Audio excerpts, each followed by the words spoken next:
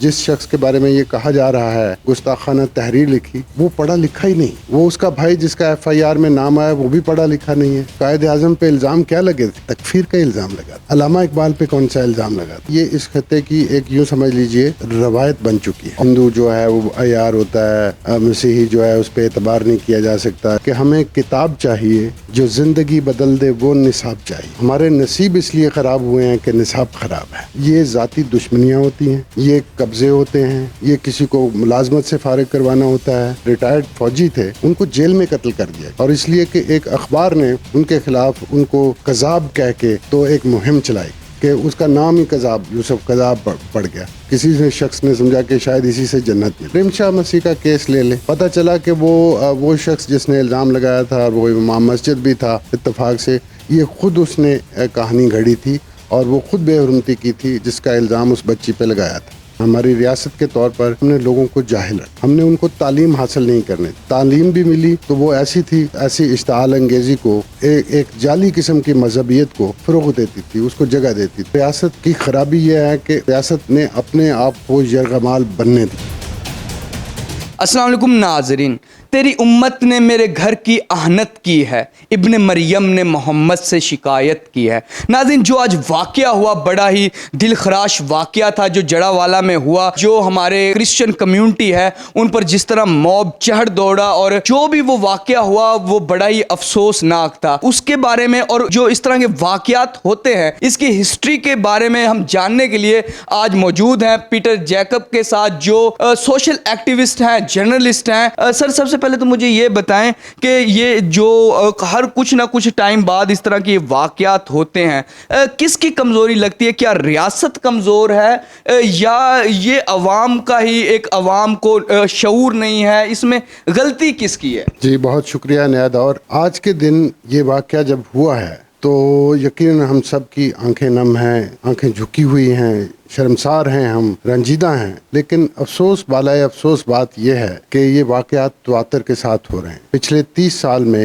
درجنوں واقعات ہوئے ہیں ایسے جس کے اندر ایک اہانت دین کے زمرے میں کوئی بات جو ہے وہ سامنے آتی ہے، اور پھر اس کے بعد اناؤنسمنٹ ہوتی ہے کسی نہ کسی لاؤڈ سپیکر سے، اور پھر ایک ہجوم اکٹھا ہو جاتا ہے جو کسی نے عبادت گاہ پہ حملہ کرتا ہے، لوگوں کے گھروں پہ حملہ کرتا ہے، لوگ بے گھر ہو جاتے ہیں، وہ ہفتوں اپنے گھروں میں واپس نہیں آتے، خوف کی فضا ہوتی ہے، اور پھر اس کے بعد حکومت کو خطیر رقوم خرچ کر کے وہ دوبارہ عمارتیں تعمیر کرنا پڑتی ہیں۔ بجٹ کا ایک بڑا حصہ ایسے کاموں پر لگ جاتا ہے جس کو ہم ہرجانہ کہتے ہیں۔ تو یہ افسوس بالائے افسوس والی بات ہے کہ ہم کسی بھی واقعے سے جو کہ ایک یوں سمجھ لیں کہ پیٹرن پہ ہو رہے ہیں، اس میں ملتی جلتی کہانی ہوتی ہے۔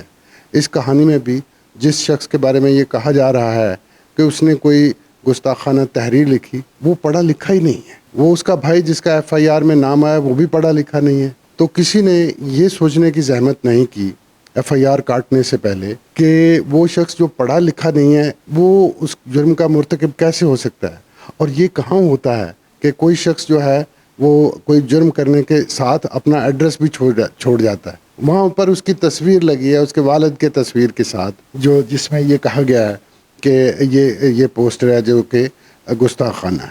تو ایسی بے بنیاد کہانی، ایک جھوٹا الزام وہ لے کر یہ کوئی اتنا بڑا شخص نہیں ہے کہ کسی کے ساتھ اس کی کوئی لڑائی جھگڑا ہو، ایک خاکروب ہے، ایک مزدور ہے، محنت کش ہے، کہ اسے بالکل بھی علم کیا ہوگا۔ سادہ سی بات ہے نا کہ کوئی ایک تحریر جو ہے وہ کیسے لکھ سکتا ہے اتنی بڑی، اور وہ جرم کیوں کرے گا؟ پاکستان میں تو یوں سمجھ لیجئے، میں تو کہتا ہوں کہ نہ صرف یہ کہ کسی کی کیا مجال کہ وہ ہستیوں کے بارے میں، پاک کتابوں کے بارے میں کوئی ایسی کرے، وہ محال ہے۔ ایسی بات جو ہے محال ہے، اس لیے کہ جو رتبہ انبیاء کرام کو، بزرگ ہستیوں کو رب پاک نے دیا ہوا ہے، اسے کوئی ایسے محروم کیسے کر سکتا ہے؟ وہ ہوتا یہی ہے کہ وہ اس سے اشتعال انگیزی ہوتی ہے اگر کوئی جو کرتا ہے۔ اور اب تک دیکھنے میں آیا ہے کہ جتنے ایسے کیس ہوئے ہیں اس میں کوئی نہ کوئی کسی تخریب ہوتی ہے، ذمہ دار کوئی اور ہوتا ہے. رمشا مسیح کا کیس لے لیں, پتہ چلا کہ وہ شخص جس نے الزام لگایا تھا وہ امام مسجد بھی تھا اتفاق سے, یہ خود اس نے کہانی گھڑی تھی اور وہ خود بے حرمتی کی تھی جس کا الزام اس بچی پہ لگایا تھا. تو اور بہت سے کیس ہیں جس کے اندر یہ بات سامنے آ چکی ہے. اب جس طرح پولیس نے کوئی کارروائی نہیں کی, کوئی ان کو نہیں, کیا ریاست جان بوجھ کے آگے نہیں آتی یا ریاست کے بس میں کچھ بات نہیں ہوتی؟ کیا آپ کیا سمجھتے؟ قانون کے ایک طالب علم کے طور پر جب میں دیکھتا ہوں کہ یہ ایف آئی آر صبح 7 بجے اس کا اندراج ہوتا ہے اور 8:30 بجے جو ہے وہ وہاں پہ مجمع جو جمع ہوتا ہے, اناؤنسمنٹ ہوتی ہیں, تو 1.5 گھنٹے کا وقت تو پہلے اولین طور پر, اور پھر اس کے بعد 2 گھنٹے کا وقت جو ہے وہ پولیس کے پاس تھا کہ وہ کنٹرول کرنا چاہے, فورس منگوانا چاہے یا کسی اور ضلع سے یا رینجرز طلب کرنا چاہے جو بعد میں آئے, وہ یہ سارے کام کر سکتی تھی. لیکن پولیس نے اپنا وہ کام نہیں کیا جس میں اسے ہر پولیس مین کو یہاں پہ اندازہ ہے کہ یہاں پر جب تقریب ہوتی ہے, دہشت گردی ہوتی ہے تو کیا ہوتا ہے.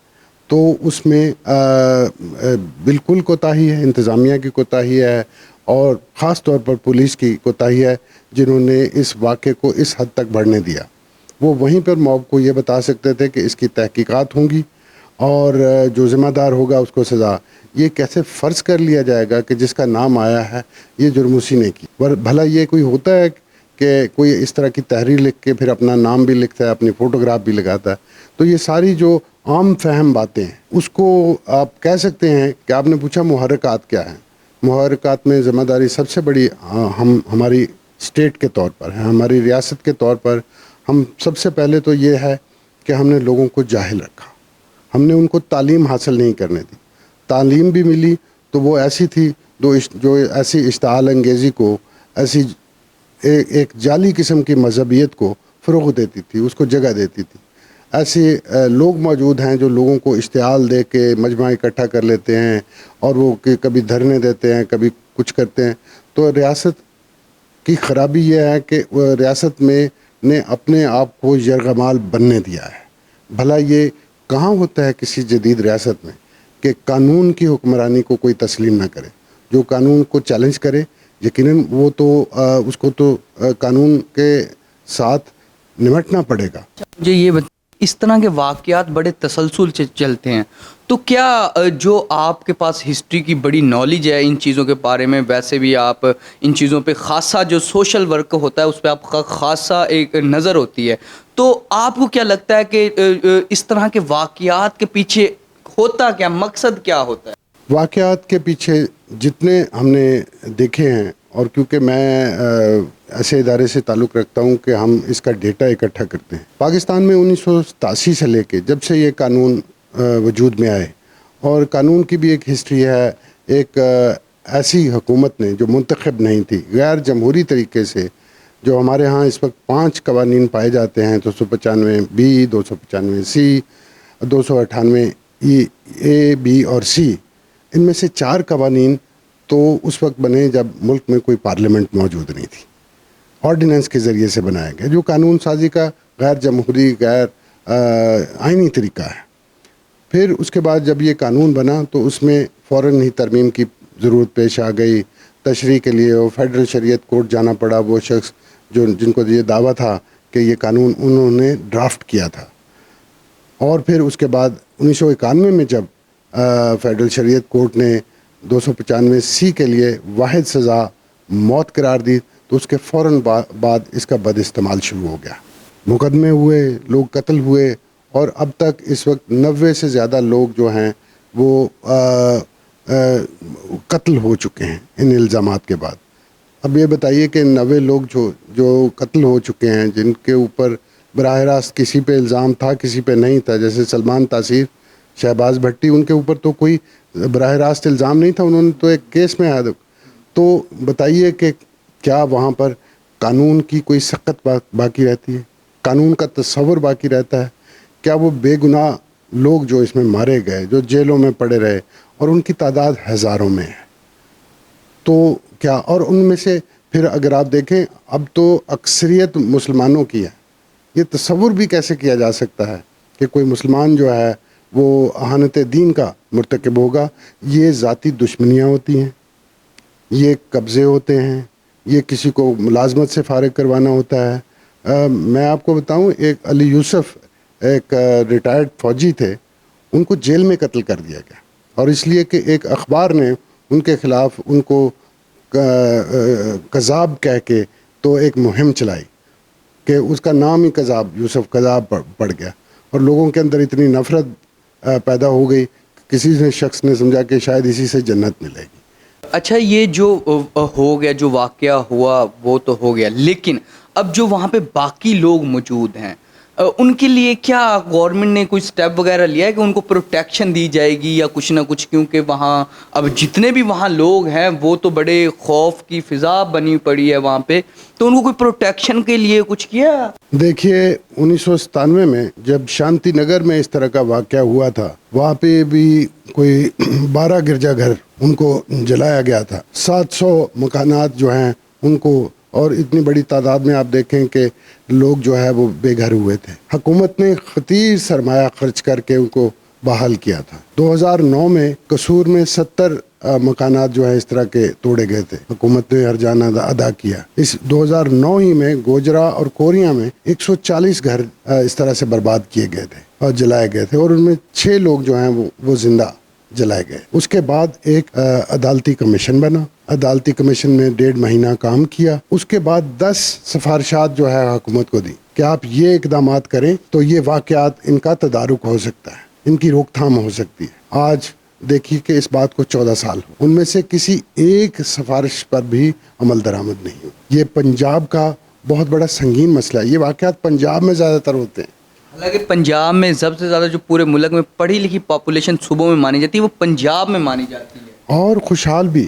اوبویسلی خوشحال. باقی صوبوں سے زیادہ خوشحال آبادی یہاں پر ہے, اور زرخیزی ہے, اور تعلیم ہے, اور اس کے باوجود یہ چیزیں جو ہیں وہ ہوتی ہیں. ہم نے تو دیکھا ہے کہ اسی نیریٹو پہ ایک پوری جماعت بن گئی ہے, ایک پوری پارٹی بن گئی صرف اسی نیریٹو پہ. تو یہ کیا ریاست کو نظر نہیں آتا کہ کس نیریٹو پہ ایک جماعت, ایک پارٹی بن رہی ہے, کل کو اس کا نقصان ہوگا؟ یہ صرف ایک جماعت نہیں ہے. میں یہ کہوں گا اگر ہم تاریخ پاکستان لگا لیں تو قائد اعظم پہ الزام کیا لگے تھے؟ تکفیر کا الزام لگا تھا. علامہ اقبال پہ کون سا الزام لگا تھا؟ تو یہ جو نا, یہ اس خطے کی ایک یوں سمجھ لیجئے روایت بن چکی ہے, اور یہ پہلے کچھ کمزور تھی, اب یہ طاقتور ہو گئی ہے. اب یہ آپ کو ایسی ذہنیت رکھنے والے ہر جماعت میں ملیں گے. ہمارے کوئی نصاب میں تبدیلی ہونی چاہیے جو ہم نہیں کر پا رہے. نصاب سے یاد آیا, محترمہ زہرا نگاہ نے ایک شعر کہا تھا, بلکہ پوری نظم تھی, کہ ہمیں کتاب چاہیے جو زندگی بدل دے, وہ نصاب چاہیے. یہاں ہمارے نصیب اس لیے خراب ہوئے ہیں کہ نصاب خراب ہے. اب تبدیل ہوا ہے بڑی مشکل سے, اور کسی حد تک اس میں سے نفرت انگیزی کا مواد, جس میں یہ بتایا جاتا تھا کہ ہندو جو ہے وہ عیار ہوتا ہے, مسیحی جو ہے اس پہ اعتبار نہیں کیا جا سکتا, یا اس طرح سے. تو دوسرے مذاہب کے بارے میں جو ایک نقطہ نظر پیش کیا جاتا تھا وہ تعصب پہ مبنی تھا, اور وہ اس کے ایک منفی جذبات پیدا کرتا تھا.